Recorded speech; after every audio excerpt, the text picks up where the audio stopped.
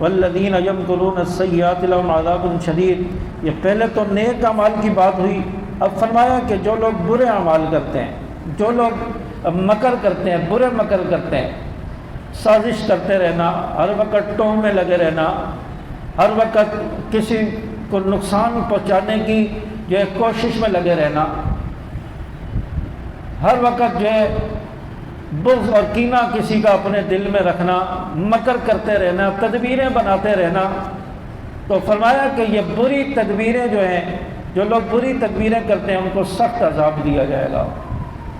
لہم عذاب شدید، ان کے لیے سخت عذاب ہے۔ تو اس لیے انسان کو کسی کے بارے میں برا سوچنا ہی نہیں چاہیے، اچھی سوچ انسان اپنے اندر پیدا کرے، مثبت سوچ پیدا کرے، منفی چیزوں کو اپنے اندر سے نکالے۔ کسی کو برا کرتے ہوئے دیکھ رہے تو یہ کہے کہ چلو یہ ٹھیک ہو جائے گا، اس کو سمجھایا جائے، اس کو روکا جائے، کوئی بات نہیں ہے، ٹھیک ہو جائے گا۔ کوئی آپ سے جل رہا ہے، حسد کر رہا ہے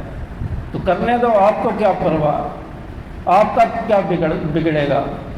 حسد کرنے والا اپنا نقصان کر رہا ہوتا ہے، اور روایات میں آتا ہے کہ حسد کرنے والا وہ اپنے اندر کو جلا رہا ہوتا ہے۔ حدیث پاک میں آتا ہے کہ حسد انسان کی نیکیوں کو کھا جاتا ہے،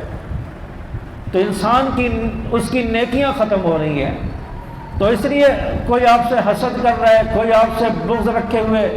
رکھنے دو، آپ اس کے ساتھ اچھے انداز میں ملیں،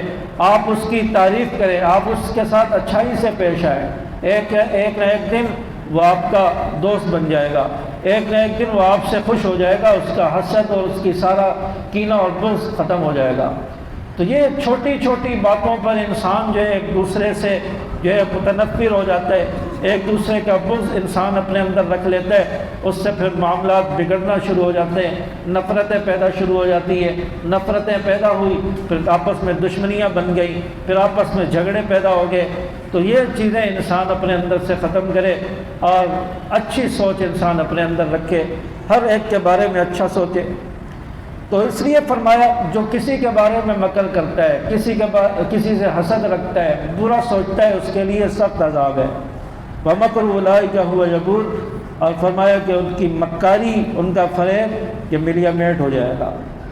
مکر و فریب انسان کا یہ ختم ہو جاتا ہے، کچھ دیر کا ہوتا ہے، اور اپنے مکر میں انسان خود پھنس جاتا ہے۔ جو کسی کے لیے جال بچھائے گا، کسی کو نقصان پہنچانے کی کوشش کرے گا، اللہ تعالیٰ ایسے حالات بنا دیتے ہیں کہ وہ اس جال میں خود ہی پھنس جاتا ہے، خود ہی اس کو نقصان پہنچتا ہے، ساری تدبیریں الٹ جاتی ہیں۔ تو اس لیے کسی کے بارے میں انسان سوچے ہی نہ برا کسی کے بارے میں سوچے ہی نہ، تاکہ کل کو اس کے ساتھ برا نہ ہو، اس کے اوپر کوئی تدبیر نہ لوٹ آئے۔ تو اس لیے فرمایا کہ انسان اچھا سوچے، اور جو برا سوچتا ہے اس کی تدبیر ملیا میٹ ہو جائے گی، اور تدبیریں انہی لوگوں کے اوپر لوٹ جاتی ہیں